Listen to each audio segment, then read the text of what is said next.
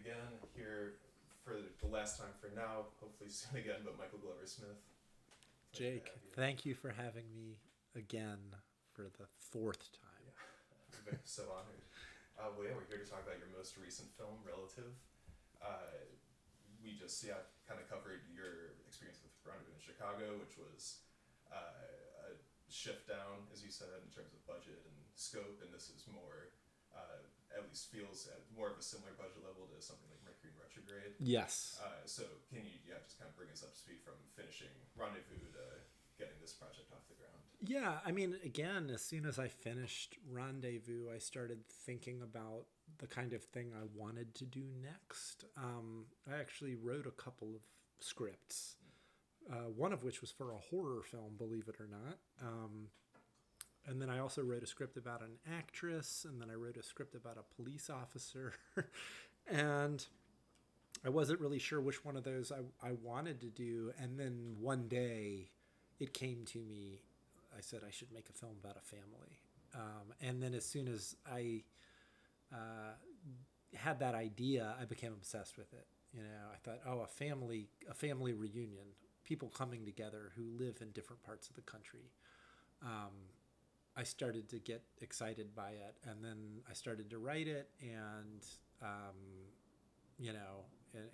that became the one.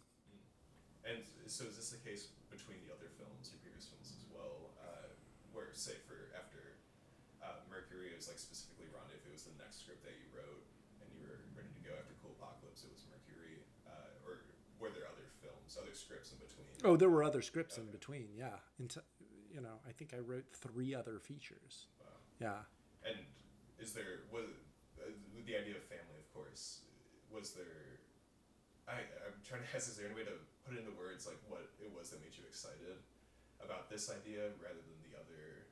Was it in terms of like being able to actually get it done, or? You know what it is? It's sometimes I'll write a whole script, and for some reason I don't feel, even though I finish it, it doesn't feel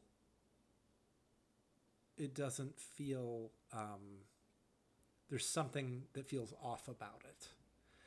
And I just don't feel like I can go ahead. And then sometimes I'll rework it and I'll get it to a place where I'm happy with it.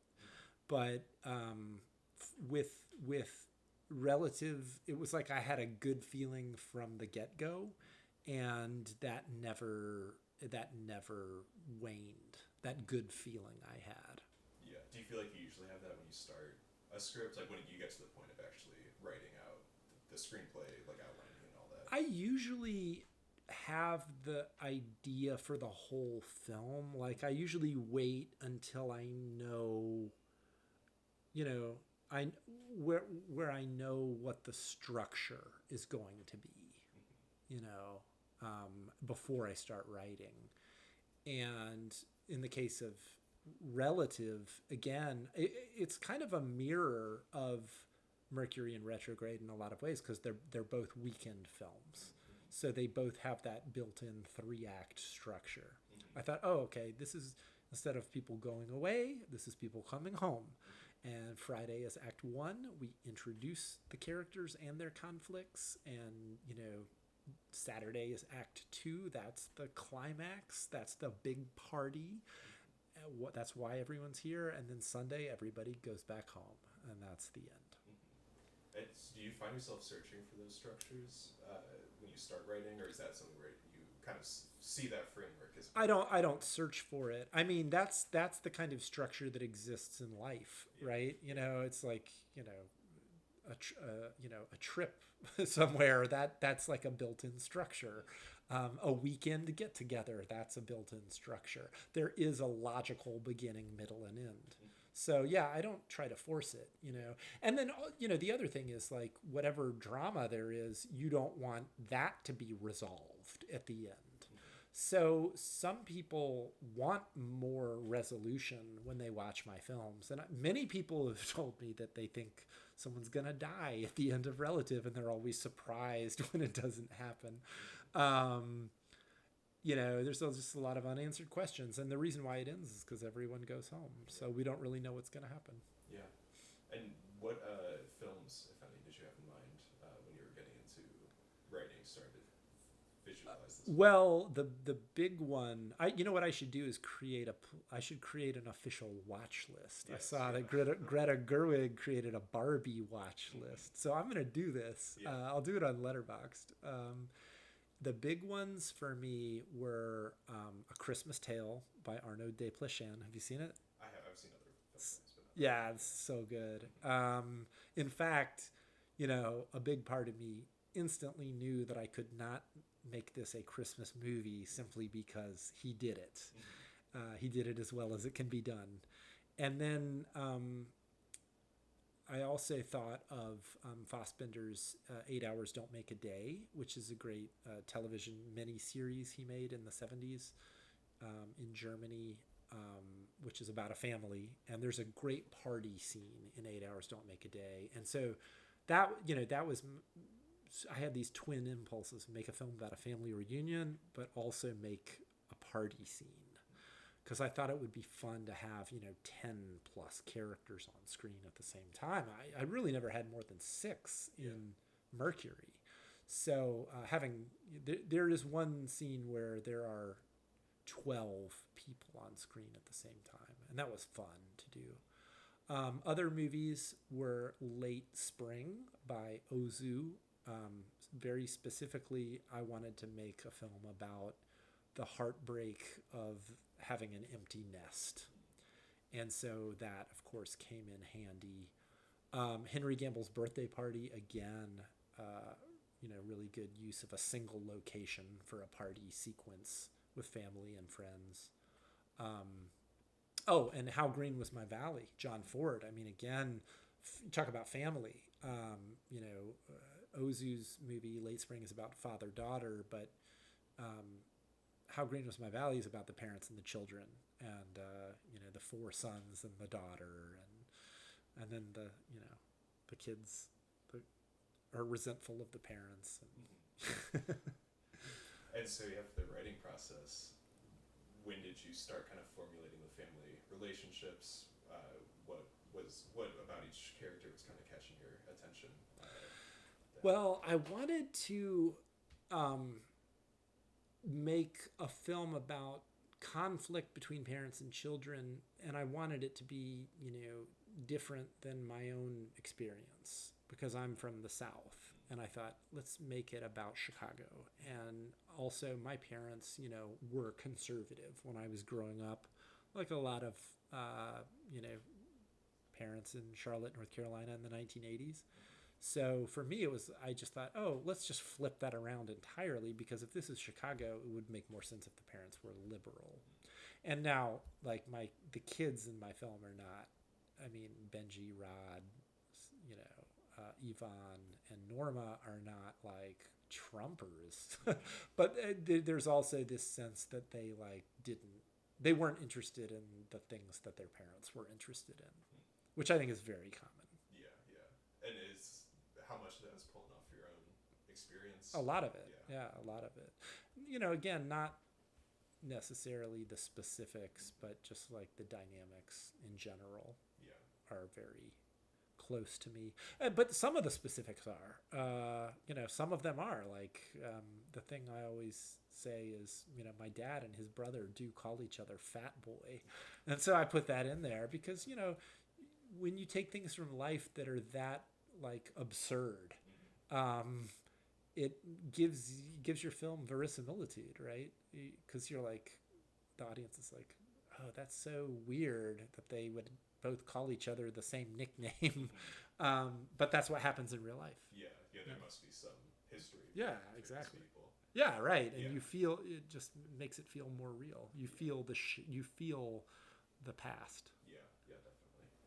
And so how long did this writing process take? Because with your first time working with, there's 5 main characters, the kids, I guess their spouses. This was the longest, by far the longest. When I started, it was in early 2019. So Rendezvous was still on the festival circuit, and I actually asked a guy who was a film critic at the time to help me write the first draft. And then that didn't really work out.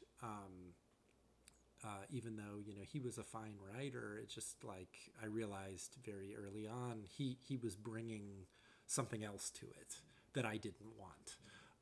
And he, what I really wanted was someone to color in the lines. Like I knew exactly, I outlined it. This was, I basically wrote a treatment where it was bullet pointed, where the bullet points described what happened in every scene. And then in addition to that, I wrote the first 20 plus pages and kind of sent it to my friend and said, why don't you tackle some of these scenes? And he was really wanting to kind of make additions and deletions and change things around dramatically. And I told him it wasn't working. So I finished the first draft on my own. And then for the next 2 years, I rewrote it, I rewrote 20 plus drafts over the next 2 years. So it changed a lot. And then, of course, COVID happened. So we actually delayed shooting a whole year. We were going to shoot in the spring of 2020. We had cast the entire film. We were crewed up. We had all of our locations. And then we had to shut down. And then initially, I thought, we'll just shoot in 3 months. But of course it didn't go away. And then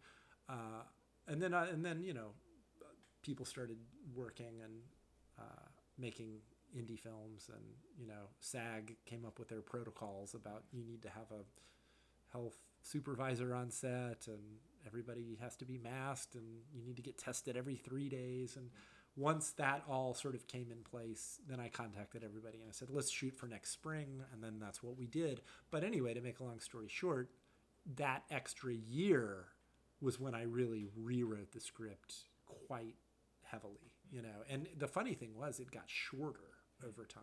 Like I cut a lot out, which was great. How long, I guess how much?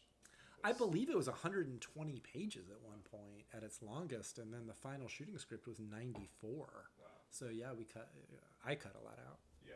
I guess, it's an interesting flip side to the coin to something like Rendezvous that came together so quickly, and you didn't have as much time maybe to consider the specifics as you did with the campaign. Yeah, exactly. Well, when I was writing it, Rendezvous was on the festival circuit, and I always say, it was amazing. I met Elizabeth Stamm, who plays Hecla in Relative, at the George Lindsay Film Festival. Oh, wow. Where Rendezvous was playing, and she was promoting a film, her first film that she acted in, which was called Bleed American. And so, that was one of those happy, accidents, where you meet somebody at a festival and then they become a collaborator. Yeah. But it was like a long time went by. It was like over 2 years between when I met her and said, hey, we should work together. And then it was like 2+ years later, it finally happened. Was that her character somebody written? So here's the other interesting thing. When I had not, I believe I had started writing it, but I don't know if her character had yet made an entrance. When I met her, I was like, oh, this is who the girlfriend needs to be. It needs to be her. And her part got a lot bigger. Once I knew that Liz was going to play it, I was like, oh, I think originally before I met Liz, I knew that I wanted Benji to, the kid who's graduating from college, that I wanted him to leave his own party. That was kind of the first idea I had. Like, how funny would it be if there was a 22-year-old kid who had a graduation party and he has family come in from out of town, and then he sneaks away to go on a date with a girl he met the night before because he doesn't care about his family. Like, that was kind of the original idea. And then I didn't think he was going to bring her back to the party. And then after I met Liz, I was like, oh, wow, she could be this, really eccentric and, charismatic actress. And she could want to go back to the party with him. Like, that would make it even more interesting. Yeah. So, yeah, the part was very much tailored to her. Yeah. Yeah, she's amazing in it. Yeah. Yeah, she's such a presence. Yeah, she's going to be the main character in my next film. Oh, amazing. Yeah, it's another spin-off. Yeah, that's so great. Well, I am curious about the writing part of it, because you talk about wanting someone else to color it in, but you've written all the other screenplays. Yeah, well, I've always wanted to work with somebody else because it seems like it would be less tedious. You know, and but it's hard because when you're a director, you know, you're going to be the one who vetoes every single decision. And by the way, I did write a script not long ago called Promenade. I wanted to do that next after Relative because it's really a big script. It's 173 pages. And I actually did write it with my buddy Aaron, who produced Relative. He's a very good director in his own right, very good writer-director. And that's the first time where I really successfully collaborated with another writer. But even then, you know, there was one point where he would kind of, you know, argue with me about how he liked something that he did better than what I did. And I kind of had to say, look, I really love what you're doing. You know, you're so good and this is great because you're helping me. But just so you know, if I direct this, I'm going to have to, it's going to be my film. Like, because at a certain point, you know, there are things I'm going to change when I'm on set where I'm talking to the actors and I'm going to be like, no, don't say that. Say this instead. And you know, when collaborating with another writer, it's kind of like, you can't tell me that your line is better than my line. Like, let's fix that now. Because otherwise, I'm going to fix it on set, you know. So, and then he completely got that. He was like, yeah, you're right. You're the director. So we were able to work it out. Yeah, probably helpful working with another director, someone who understands. Exactly. Yeah, exactly. And that would be a case that you, I assume, approached him with that idea to help write? So yeah. It's like stemming from... the Promenade script, yeah. I asked him if he would be interested, and he was. Okay. Yeah, it's just interesting as like writer-director, the kind of point where writing is very lonely. Yeah.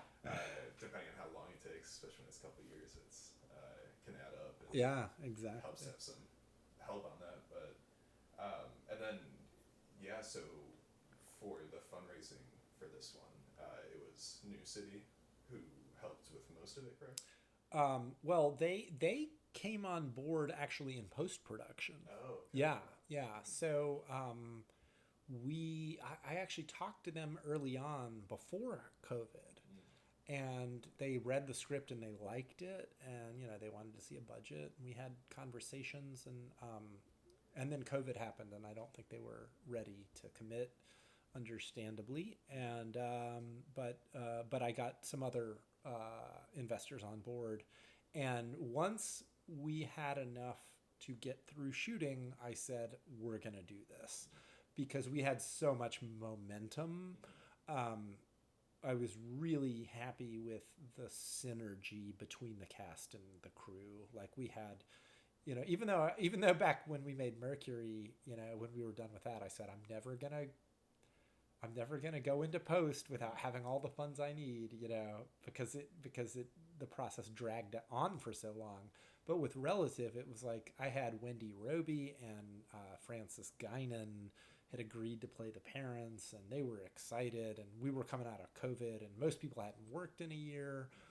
And so I told everybody, you know, we'll raise the rest in post. So what happened was I thought we were going to have to do crowdfunding again. I said, you know, we'll just show all these images from the film and maybe even show clips. You know, people are going to see how great Wendy Robie is in this and the whole cast. And, you know, that'll make it easier. And then before that happened, I thought, well, I should probably circle back to Chicago Film Project, which is the film production arm of New City. And they asked to see a cut of the film, and I showed it to them. You know, we really didn't pay anybody in post.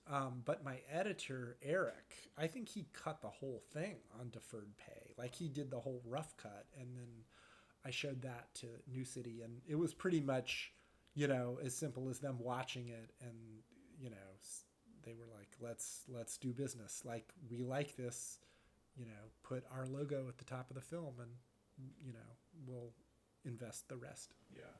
Do you think it was the crowdfunding, the positive experience you had with crowdfunding for Rendezvous, that gave you the confidence that to have that as like a worst case?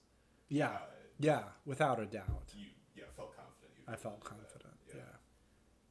That's great. And so Eric obviously was brought on from Rendezvous as your editor. Yeah. How did you go about the crew on this one? So Olivia was suggested to me by Claire Cooney, and she had shot a couple of shorts for Claire, and I really liked the style of those films, and so I had a coffee meeting with her, and we seemed to hit it off, and so you know, I asked her, and she said yes.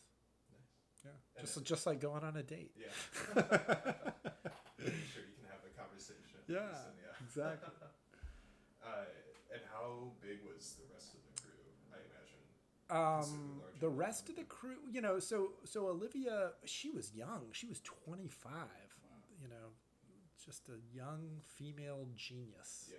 Fresh out of Columbia College, and she would have shot it when she was 24 if, you know, she graduated, I think, when she was 22, and but she would really is the kind of person who that rare film student who just is working immediately as soon as they graduate, you know, like doing big work. Yeah. So you know, I was lucky to get her when I did, and so she brought on her crew. You know, she brought on the gaffer and the AC and the grip, and some of those positions rotated, you know, because not everyone's available every day. Yeah. So she rotated people in and out. And then I used Colin, the same sound guy from, he had worked on Rendezvous and Cool Apocalypse. So I brought him back, and we hired, so the costume designer is a woman named Armani Barone. She was the production manager of Rendezvous in Chicago.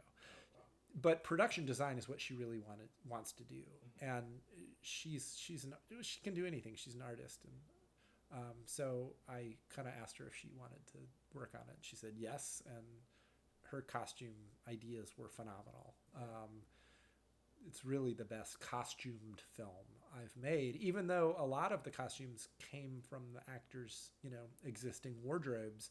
Armani was very thorough about, you know, communicating with every actor. She collected images of that she thought were what each character would wear. She emailed them to the actors and said, these are my ideas about, you know, style inspo for your character. Do you have anything like this? And then they would go through their wardrobes, take pictures of things that were similar, and send them to her. So, and then in some instances, of course, she would actually buy things that if it wasn't close enough. So there's a lot of cool costumes, and the costumes in Relative, I think, reveal a lot about the characters and the relationships between the characters. Like Benji and his dad kind of match in a way, which is cool. Yeah.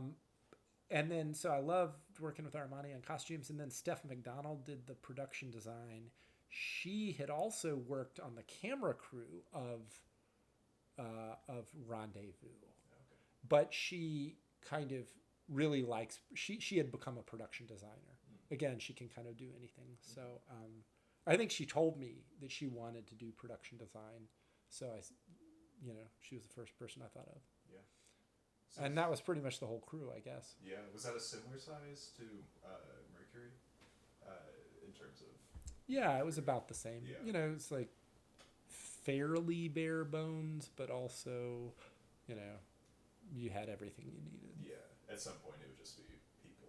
Yeah. Standing And production assistants, of course. Mm-hmm. You know, they always come in handy. Yeah. And then the casting, again, Wendy Robie was another. familiar with and a fan of. Yeah, I mean, Claire was the casting director, but Claire, I don't think has seen Twin Peaks or The People Under the Stairs. So she, she's not a horror movie person, which is ironic because she just directed a horror film.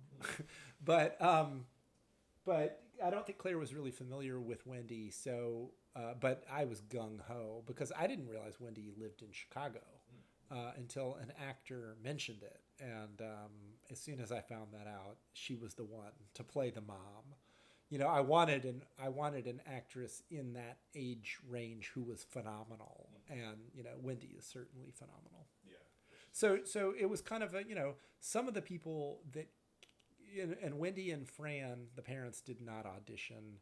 Everybody else auditioned, including Liz, who I wrote the part for. No, Claire did not audition because I also wrote the role of Yvonne for Claire, and I think Claire is also really, really strong in Relative. Was this the first time you definitely did that, writing for specific actors? No, I mean, Rendezvous in Chicago was, because I was writing for Claire and Kevin in that opening scene. Mm-hmm. And then filling out the rest. Yeah, exactly. Okay. Yeah. So everybody else auditioned, aside from the parents and Claire, and some of the people who auditioned were people that I asked to audition, like Emily Lape, who plays Norma, the older sister.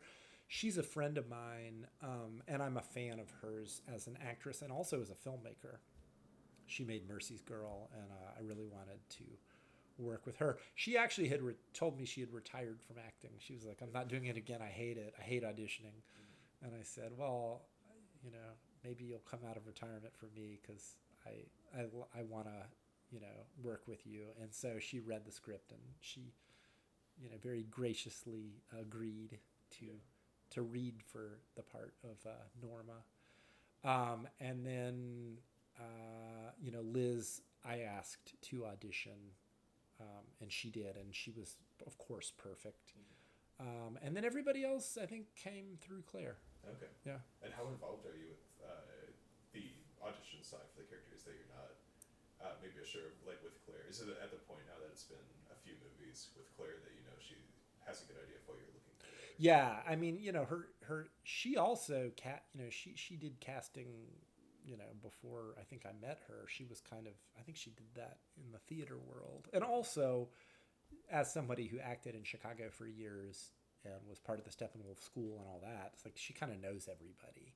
So it really helps to know someone who can put the word out and who can invite actors to audition. But for some characters, I think she did do more of an open casting call.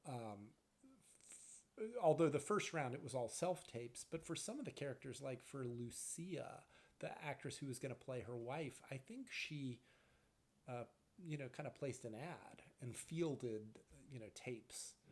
But yeah, I was very involved, even though, of course, I trust Claire, and I'm always excited to see who she's going to suggest and who she's going to bring.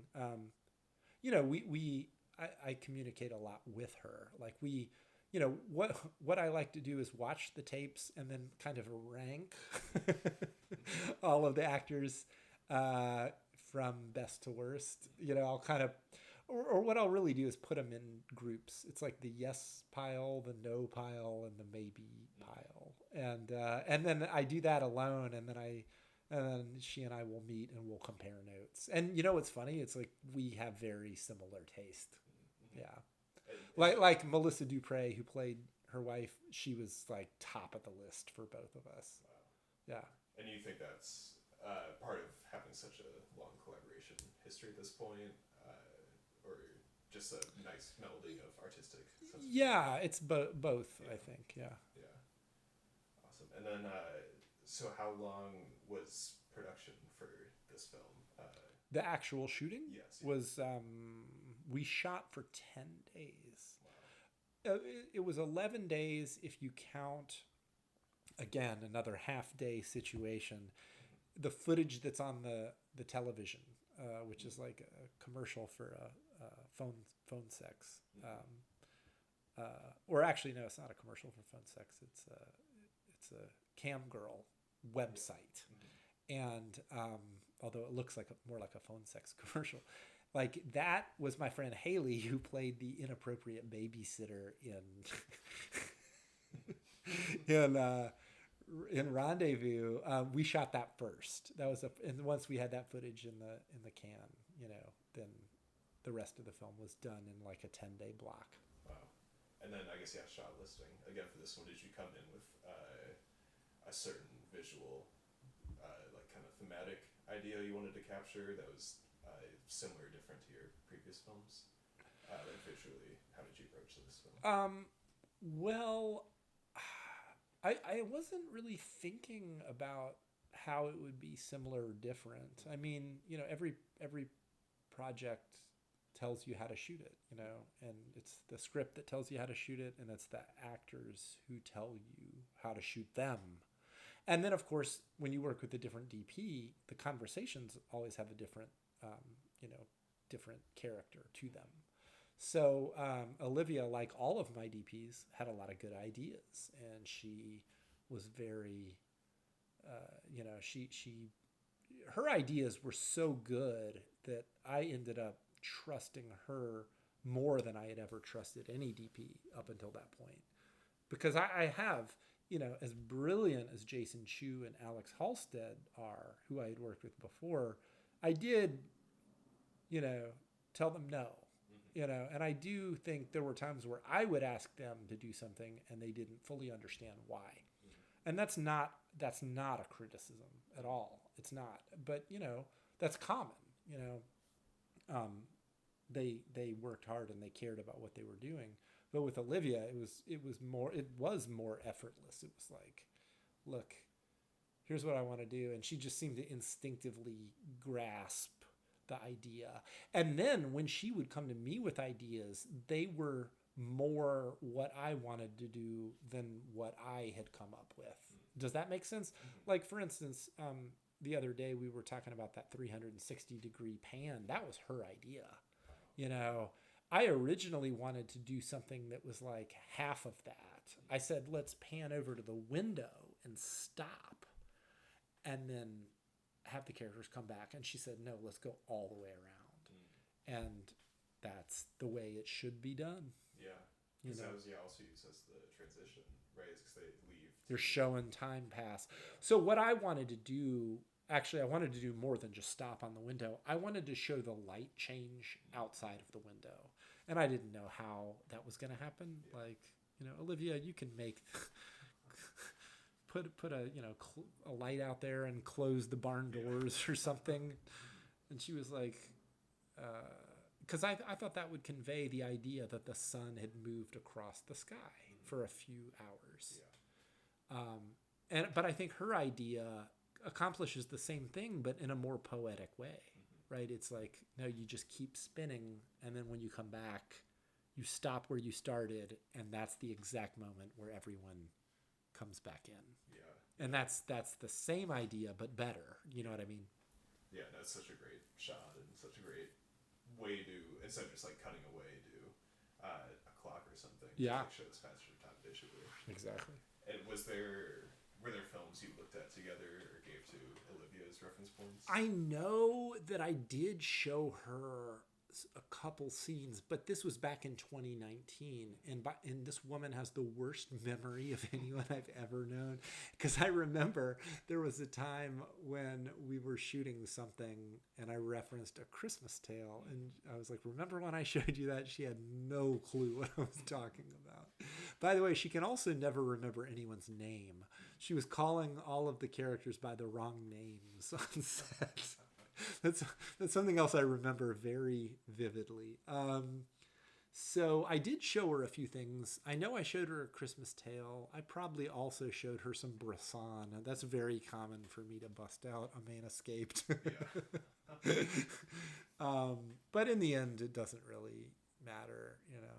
I don't know if I think there was probably less of that, of kind of looking at movies for references. There's probably less of that in Relative than in any of my previous films. because yeah, it's less of let's like these are the kind of shots exactly, and more kind of is it more of a feeling thing for you? Like how Yeah. the films feel?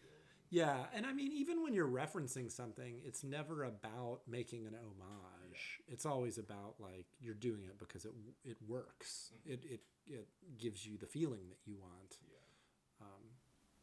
And ideally sharing the reference points where you can refer to Exactly. films. Yeah. It's just it's a shorthand way of communicating more than anything. Yeah. And so what was there anything that you found surprising or challenging, rewarding about this shoot opposed to your other films? The biggest challenge, of course, was COVID. I mean, I can't even begin to tell you how difficult that was, and yet it also was something that we overcame without a problem. You know, I was very concerned before shooting began that someone was going to test negative because some of these actors, Claire flew in from LA.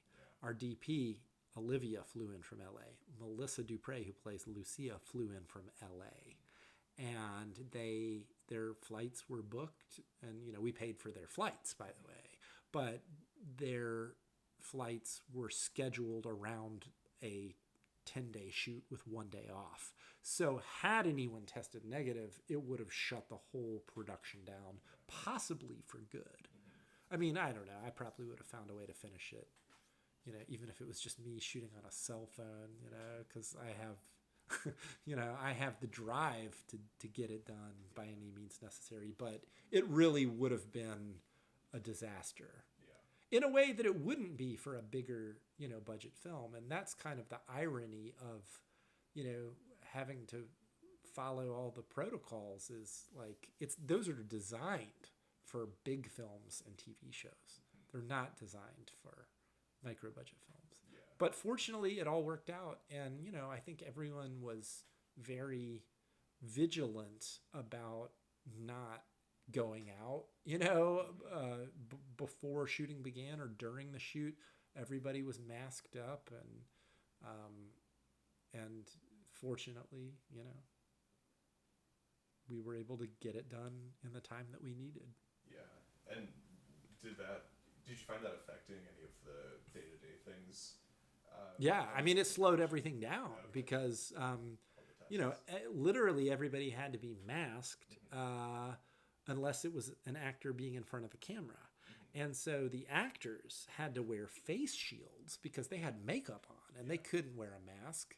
So, just coordinating that was difficult. When I say we got tested every 3 days, that means we were getting tested during the shoot. So actors literally had to leave, not actors, everybody had to leave the set. We'd be shooting sometimes a 12-hour day. Everyone had to leave at some point, get tested, and come back. Wow. Yeah, not fun. No. And do you feel like you were prepared for that, or you were surprised? Oh yeah, we were totally prepared. Yeah. That's the whole thing. After, not being able to shoot for a year, everybody was psyched to do it. Then I found, and by the way, everybody got vaccinated too. This was June. I think the vaccinations became widely available in April, if I'm not mistaken. So everybody got vaccinated, and then we were all excited because remember, we all thought it was over. We're like, everyone's vaxxed. There's no problem. And then we found out, no, you're going to have to do all the same things you would have done even if you had made this a year ago before the vaccines were available. So, to make a long story short, I almost postponed again. Yeah. I thought, this is too hard because when you have a 12-hour day and, we've already created the schedule, and there's no way we're going to have enough time for everyone to go to Walgreens, stick a swab up their nose, and then come back to the set. Yeah. But then I thought about it, and I just was brainstorming. I said, there has to be a way. I even begged the SAG representative. I'm like, is there any way we can get around this? I mean, I go, we have 1 day off and people can get tested on their day off, but you're saying we have to do this on a couple of other days. And they said, yeah, you have to do it. So I thought, wait a minute, what if, actors have a lot of downtime on set. I thought, what if, so that's no problem for them. They'll, the AD will just tell them when they can schedule their appointments for based on when they're not needed. And then I thought for everybody else, what we'll do is we'll have a COVID driver. We'll hire a production assistant. They're only going to come to set on those 2 days where everyone has to get tested. And their job will be literally to drive people from the set to Walgreens and back.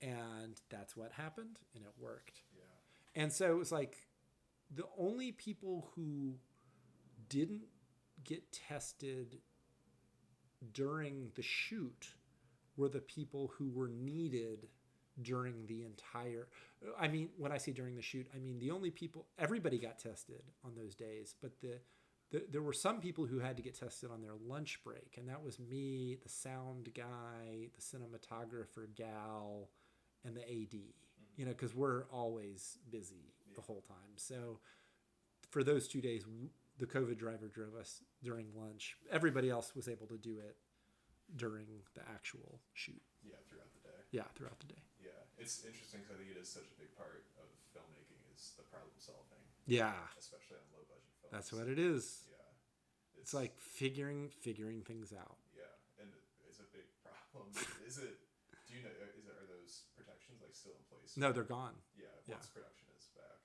obviously, but... Yeah. Yeah. Well, they were gone before the strike. Yeah. Yeah. So, I guess, by that point, you don't really know.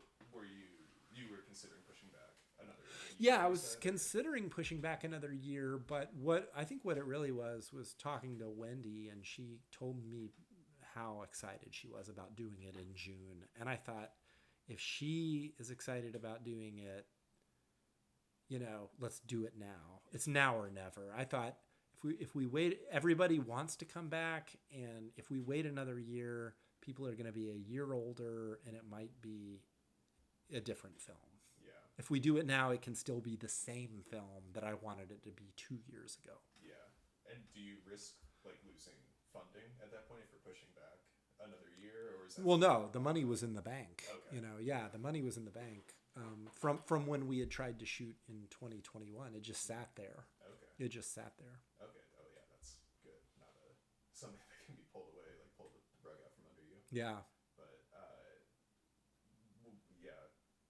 it's just such an interesting, once in a lifetime, hopefully problem. Yeah. I'm trying to schedule all that. But you felt once it got down to the actual actions of being on set with directing actors, directing the crew, it felt a little more normal, or was that also?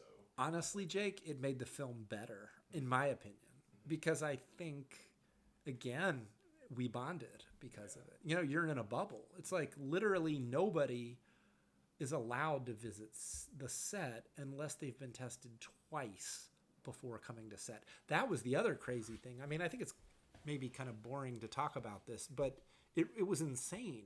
You had to be tested 3 days before you showed up on set for the first time, and then you had to be tested for a second time the day before you showed up. So the only people who were allowed on set were people who fit that criteria. And then it was every 3 days after that. So, we bonded. You hear people talk about film family. I had always felt that a little bit, and with Relative, which is very fitting because it's about a family, it was that was when we were all, we all, we couldn't have been any closer. Yeah. And so people were staying in hotels kind of bubbled up, crew members? No, people stayed at home. Okay. People stayed at home, but it's once you were on set, nobody could enter that zone. Yeah.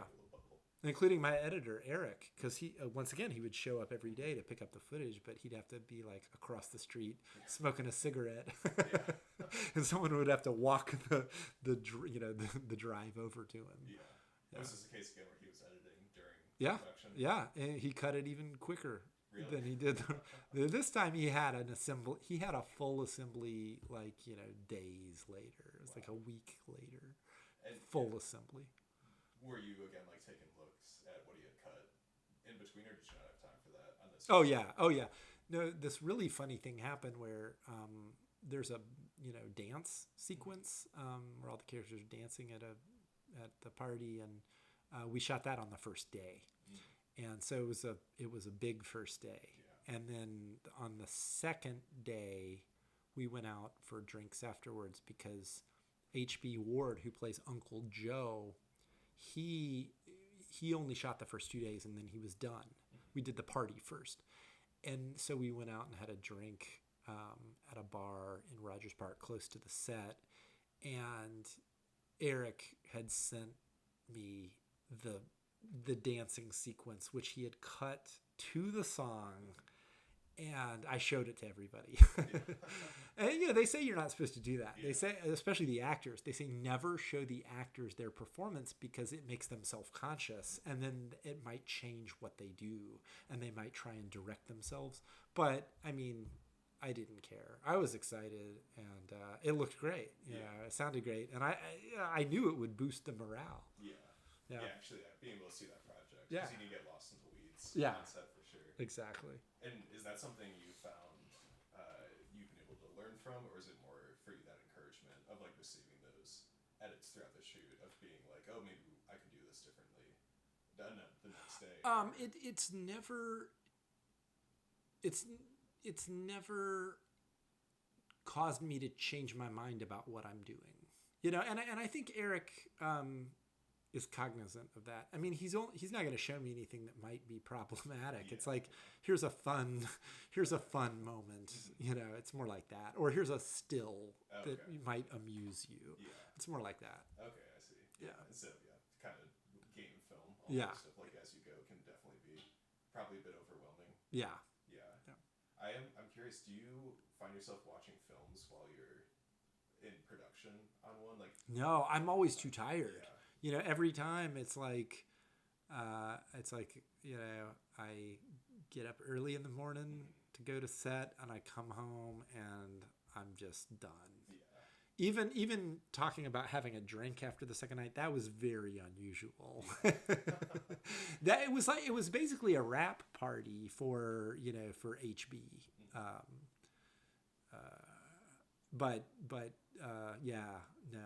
It's all only after production is wrapped will I watch another movie. I found that interesting. That happened.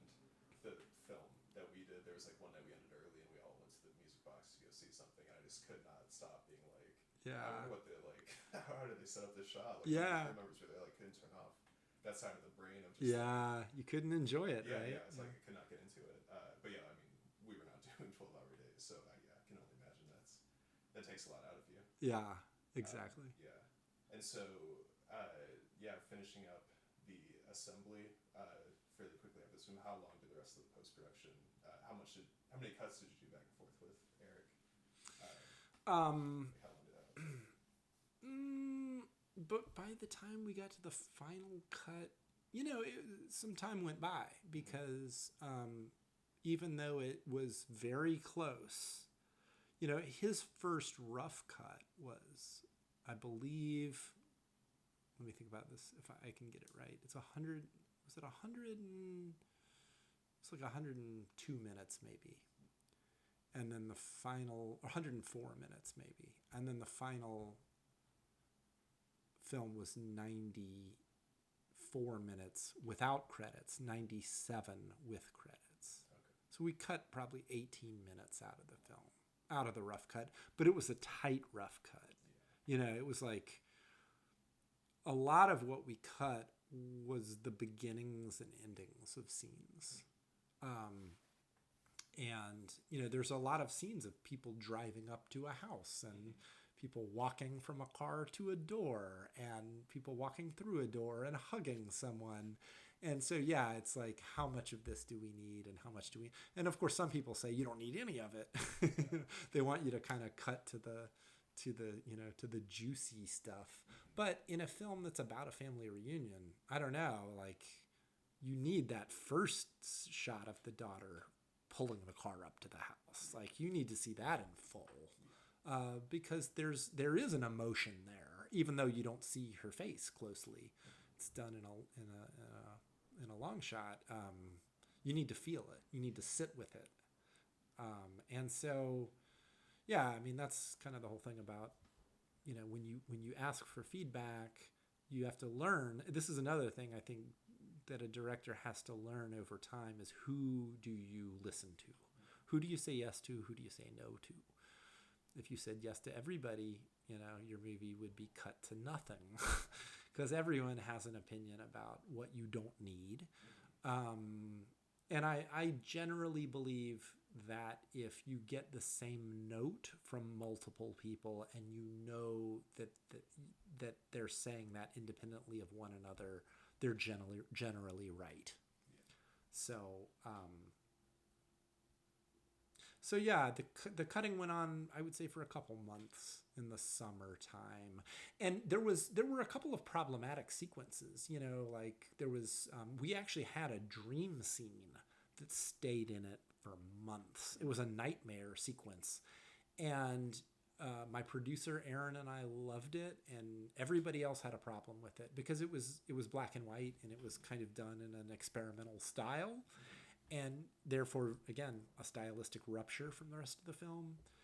And it got to the point where everyone had an idea about how to fix it, but all of their ideas were different, and we tried it a million different ways, and eventually I said, just cut it. And we did. Wow. And was that the one whole scene that you just took out, or was the rest more? That was the one whole scene I cut. Yeah. Wow. And is that, which was like half a day of shooting, Yeah. I guess, so it is more for you, like, once you're getting that note a few times, that you're ready to make that call, like it's something you... Yeah, some things, sometimes when you're cutting something, you have to live with it being shorter and shorter, and you have to kind of get used to it. You have to get used to the idea of it not being there by degrees. I told you that's kind of what happened with the landlord scene in Cool Apocalypse. Like, it got shorter and shorter and shorter, and then eventually you realize, wait, it doesn't need to be there at all. But you can't come to that realization right away. You have to kind of, you got to spend time watching it over and over again. And yeah, so I'm curious too, this is kind of related to the other films as well, but is there a point, is it like when you agree with Eric, or just something, again, the intuition, where you can finally stop editing and say, like, this movie is done, we're not going to edit it, because you theoretically could edit forever and ever. You can always edit forever. Yeah. It's amazing how you could tinker forever. But you know what? You can also mix the sound forever, and you can fuck around with the color forever, the color grading. So yeah, I mean, there's a famous quote by Fincher, films aren't finished, they're abandoned. And that's very, very true. So where was that point? Was there a point for you on this one? And if so, like, where was that of, like, this is what it, the closest to your intention, like, what was it about that let you kind of step away from the, like, active? Well, there was a point where we had before we had cut the dream scene, where I said that picture was locked. That's the other funny thing, is when you say picture's locked, and then a month later you re-edit it. So yeah, that happened on this film. Even though the editing process for the most part was smooth, there were two scenes that gave us a problem. The dream scene was one, and then another one was, believe it or not, the simplest scene. It was Rod, the older brother, watching television, because we shot a lot of footage and we tried to kind of use it all. And there was a thing where he's pushing buttons on a remote control. And so we tried to cut it in a way where you would see what he was, every time he pushed a button on the remote control, you would see the change on the television screen. And I remember one day we just went down this rabbit hole of trying to make everything, there were a lot of cuts. And then at a certain point, it was probably Eric who had the idea of, like, wait, let's go back to the basics, and let's let's simplify everything and let's just use a few of these shots. And that was the right answer. But, part of the problem is, again, that was one of the very few sequences where we shot more than we needed. We, for what, I don't even remember why, but I remember getting more angles than I needed, and then we were trying to use them all. So, when you give yourself too many options, that's when you end up going down those rabbit holes. Same thing with the dream sequence. We were shooting it in a really loose way. We just, we're letting the camera roll forever and, do it over again. Shoot her feet this time, shoot her face this time. And, it's like you end up with a million feet of footage and then you just want to play with it forever. And then, in the end, you realize, wait, I don't even need this. Yeah. So I don't know. For me, that's why having the shot list is good, and that's why not getting more than you need is good. Helpful for the editor too. It's helpful for the editor, big time. Because there's only so much they can play around with. That's right. They work with what they got. It's so fascinating. I think it is just like one of those, with like writing too. You could ask the same question of like you could keep revising and have the time on this one to do a bunch more drafts. But well, I'm curious too. After that point, I want to make sure we had time for it because I thought it was really fascinating the distribution strategy. In this film, just kind of how you approached again like the festivals and heading into how you wanted this to be. Well, this is where I was very lucky that Chicago Film Project was my distribution partner for the film, because they have a lot of relationships with theater owners and also festivals. So the process of getting this movie out into the world was them using the contacts that they had, and then me using the contacts that I had. And between the two of us, we were able to make sure that it was more widely seen than anything I've ever done. This movie played for 14 months. There were over 80, theatrical screenings. Most of those were in commercial theaters. There were, again, maybe about a dozen festival screenings. Some festivals showed it twice, but most of that was, just playing in theaters. Mm-hmm. And I know you talked about before the kind of approach of expanding outward from Chicago. Yeah. Can you talk a little bit about it? Yeah, so that's what Chicago Film Project calls the atomic model, which is like start local and then expand outward.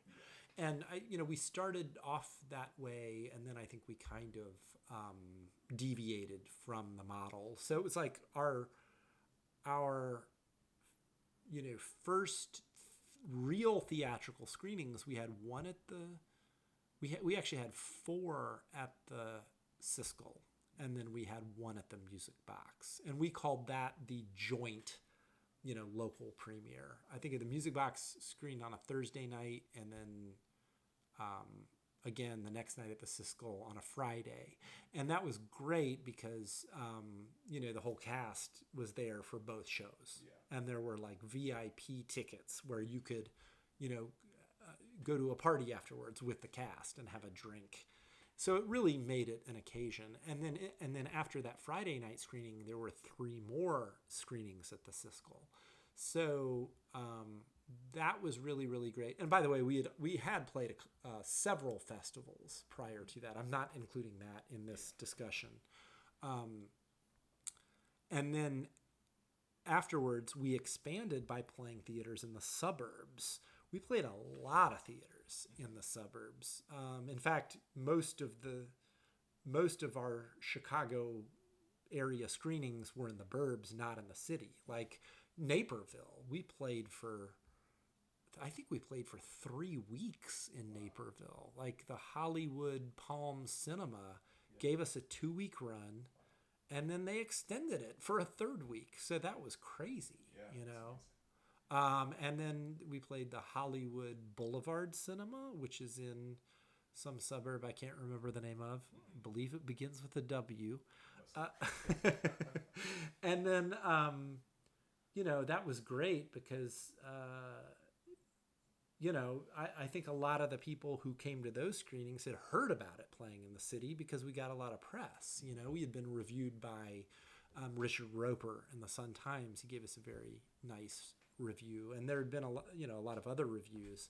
So that Chicago's huge, and the suburbs are huge, and yet people who live in the burbs are aware of what's happening in the city. So I think it is a good model. And we also played Wilmette at the Great Wilmette Theater. I think they originally, I think were going to give us like 2 screenings, but it did so well, then they gave us a few more. So that was really cool. And then, we expanded throughout the Midwest. So we played in Milwaukee at the Avalon Atmospheric Theater. They gave us a week-long screening, or a week-long run, which was great. I drove up to Milwaukee twice to do Q&As.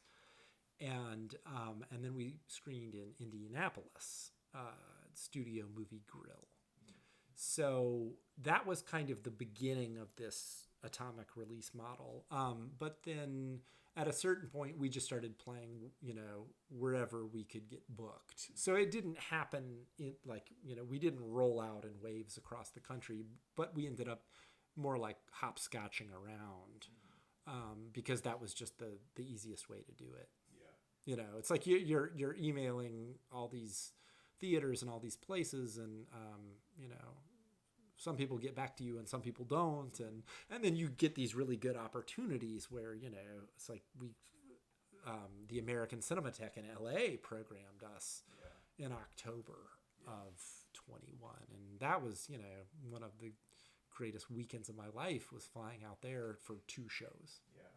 It's really interesting because it's so, I think, outside, especially like festival level, the standard of rollout. Did you ever consider doing like with New City more virtual? Because I noticed it's not even available for rental anywhere. Yeah, well, I can't talk too much about this because we are we're negotiating the streaming rights with a distributor. So I will say in the past, Chicago Film Project they produced, I think, 3 movies before mine. And some of the films that they have put out have been self-distributed, like what you're talking about. And then others they have licensed to distributors. Okay. So that does remain an option. And I'm not entirely sure what's going to happen. Yeah. But yeah, I think I hope it'll be available to stream soon, because our last theatrical screening was at the Alamo Drafthouse in April, which was great. And I thought that was going to be the last one, and it might be, but if it's going to wait, if it's not going to be available to stream, I might try and find another theater to show it. Yeah. And was that